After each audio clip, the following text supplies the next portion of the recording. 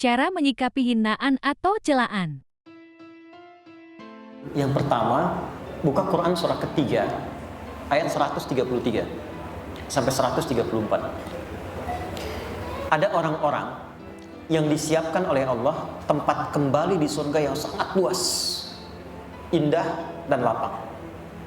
Dan ternyata amalan pertamanya bukan rajin sholat, bukan rajin puasa, bukan rajin zakat. Ternyata karena kelapangan hatinya yang mampu memaafkan dan menahan segala yang ia terima dengan cara yang tidak baik, tapi ia mampu merespon dengan cara yang baik.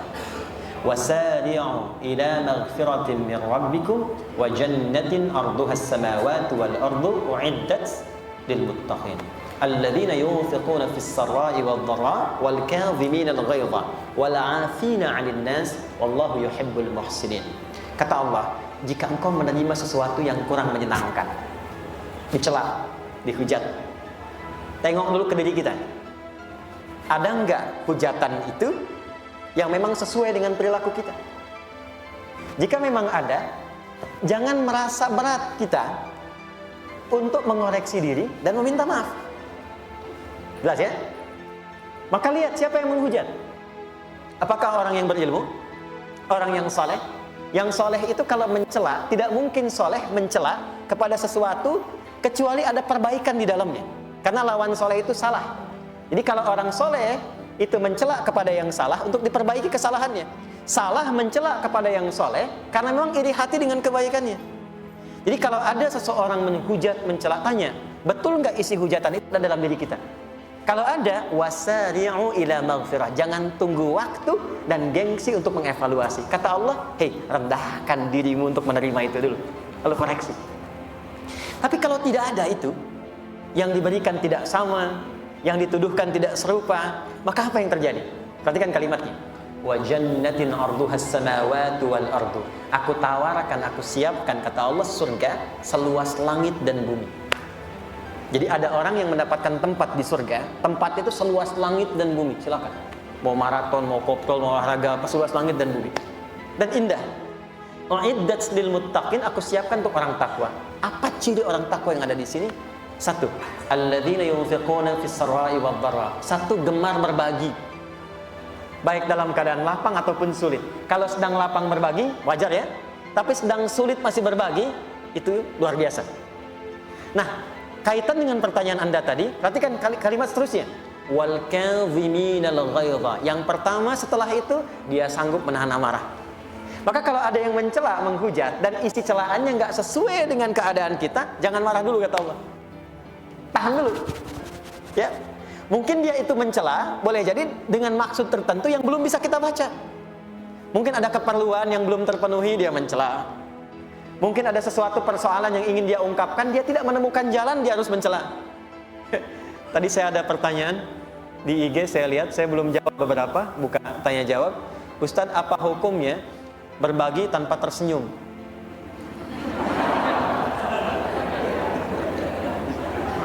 Hukum yang pertama, kita husnudzon dulu. Karena dalam keadaan tidak tersenyum pun, dia masih bisa berbagi. Ada orang yang udah nggak bisa senyum, nggak bisa bagi gitu kan.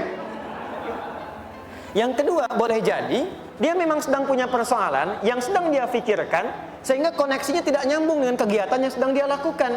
Dia berpikir di dimensi lain, tapi mengerjakan perbuatan di masa kini, sehingga dia menyampaikan sesuatu, pikirannya di tempat lain. Yang paling ideal memang kan tersenyum gitu kan, ya. Dan bahkan tersenyum tidak memberi lebih bagus daripada memberi tapi tidak dengan cara yang baik. Tapi kalau dipotong sampai di kalimatnya kan jadi salah. Karena kita tidak tahu apa yang sedang dirasakan orang itu ketika dia sedang memberikan satu respon tertentu. Maka yang pertama dilakukan, jangan buru-buru untuk menyimpulkan. Jangan menghukumi dulu. Ya, saya nggak seperti yang kamu sebutkan loh, gitu kan? Ya kalau tidak seperti dan tidak merasa, kenapa harus membalas, gitu kan? Tahan dulu kata Allah. Selanjutnya, wala afina 'anin nas. Maafkan dulu. Boleh jadi dia berbuat karena motivasi yang belum kita ketahui. Setelah itu, kalau dianggap penting untuk diklarifikasi, tanyakan. Saya minta maaf kalau memang, nah ini masuknya harus seperti itu. Jadi ada orang-orang, mohon maaf, yang memang tidak menerima klarifikasi, maunya kita salah. Ya. Yang hebat kan seperti istri ya. Istri ya. Istri itu ada salah satu prinsip yang sangat luar biasa. Istri itu tidak pernah menginginkan suami salah, tapi menginginkan suami harus merasakan bahwa istri memang benar.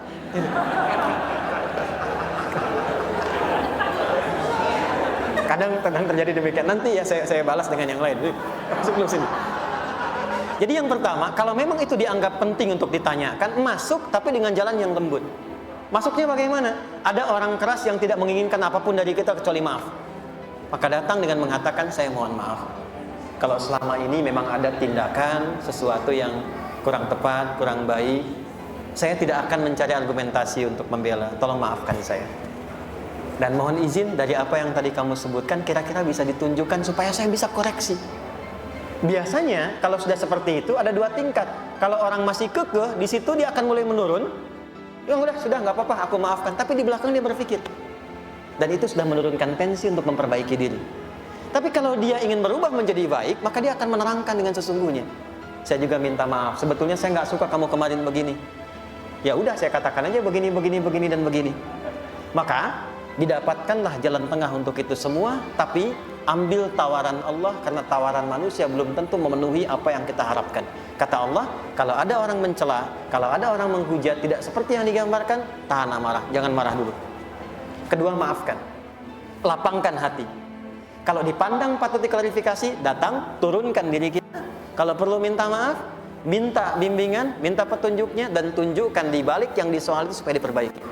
Kalau dengan cara itu belum mampu juga kemudian merubah dia lebih baik, maka tinggalkan perdebatan. Orang yang meninggalkan perdebatan saat ia dalam posisi benar, kata Nabi, akan dibangunkan untuknya istana di pinggiran surga.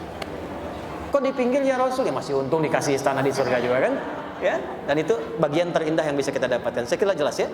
Baik, yang terakhir, qala Nabi sallallahu alaihi wasallam, hadis Muslim, riwayat sahabat Abu Hurairah. Orang yang dicela dan dia sabar menerima itu, apalagi tidak sesuai dengan apa yang disebutkan, maka secara otomatis pahala yang mencela itu akan ditransfer kepada yang dicela, dan keburukan yang dicela itu akan dibawa kepada orang yang mencela. Ya, apa kalimat hadisnya? Atadrunal muflis, tahukah kalian orang yang bangkrut?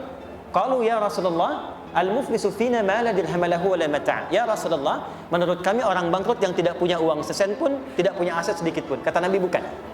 Al-muflisu min ummati, tolong fokus. Kata Nabi, orang bangkrut di hari kiamat dari umatku. Bukan umatnya Musa, bukan Isa. Tapi ada orang mengaku umat Nabi Muhammad dan bangkrut di akhirat. Bangkrutnya kenapa? Maaf ya, yati yaumal qiyamati bi sholatin. Ternyata rajin sholat tuh. Wasyamin, rajin. Awas, hati-hati, ini terjadi nih. Wa yati qad syatama hadza. Cuman sayang, suka mencela orang lain. Jadi akan ditemukan orang kelihatan rajin sholat, cuma senang mencela. Wa qadzafa hadza, menuduh. Wa daraba hadza, suka berselisih. Ikut pengajian tapi sering menyoal, sering berselisih. Maaf, wa safaka dama hadza, teriak Allahu Akbar, tapi maaf sekali menghancurkan orang lain. Menumpahkan darah. Tembak orang, bom orang, bunuh orang, dan mengucapkan kalimat takbir, mengucapkan kalimat-kalimat thayyibah, tapi menumpahkan darah. Terjadi nggak sekarang? Saya waktu ada kejadian bom di Jalan Tamrin, saya di Lampung gitu. Pertanyaan pertama jamaah, Ustadz, apakah bom di Jalan Tamrin itu termasuk jihad fisabilillah?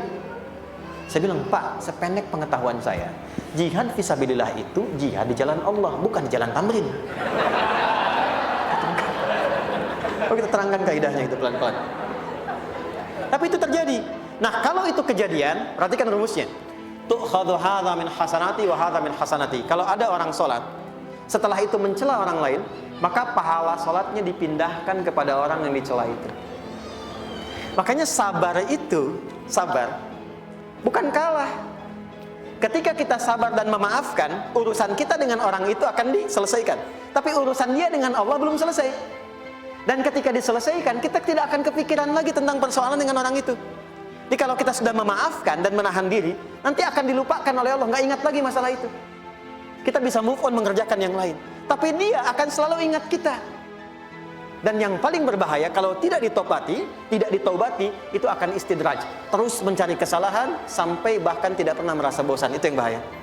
Jelas ya? Baik, saya kira itu ya.